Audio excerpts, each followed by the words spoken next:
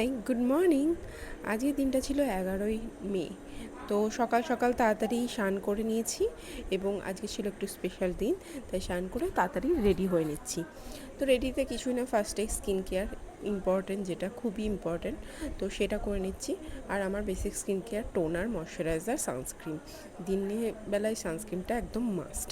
এবং হালকা মেকআপ করেছিলাম যে যাতে, যেহেতু স্পেশাল ডে সেহেতু একটু লুকটা যাতে ভালো লাগে। ড্রেস এটাই পরেছি আমি, একদম সিম্পল গরমে একদম সুতির একটা ড্রেস। তো যাই হোক, ফার্স্টে এই যে ইলুমিনেটারটা লাগাচ্ছি, মানে স্টোভ ক্রিমটা, সেটা যে কি ভালো, কি সুন্দর একটা গ্লো দেয়, কি বলবো।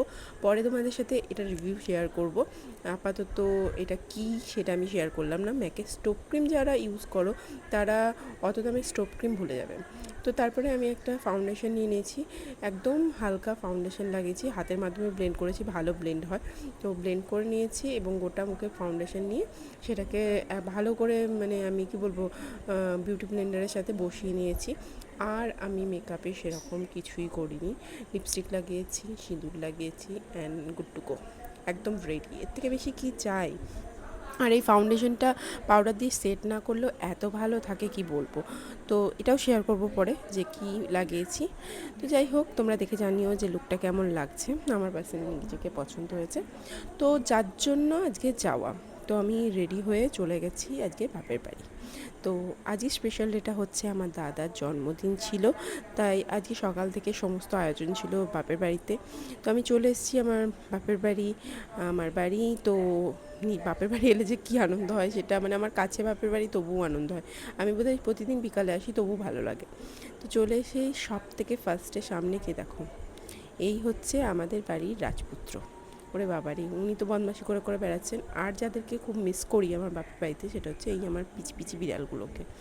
আমারই সব ছিল এগুলো, মানে এখন মায়ের হয়ে গেছে। যাই হোক, এসেই পেট পুজো শুরু করে দিয়েছি, মুড়োঘণ্ট খেয়ে নিলাম। শ্রেয়া করেছে খুবই সুন্দর। আর এই দেখছো দাদার জন্মদিনের আয়োজন, সবই মাছের আইটেম হয়েছিল, কেননা বৈশাখ মাসে আমাদের বাড়িতে মাংস ঢোকে না। তো আমার ফেভারিট যেগুলো ছিল সেগুলোই ছিল। দাদার জন্মদিন কিন্তু ফেভারিট ছিল আমারই বলতে গেলে। তো কচুর শাক, ইলিশ মাছের মাথা দিয়ে ইলিশ মাছ আমার মোস্ট ফেভারিট, একটা সবারই ফেভারিট।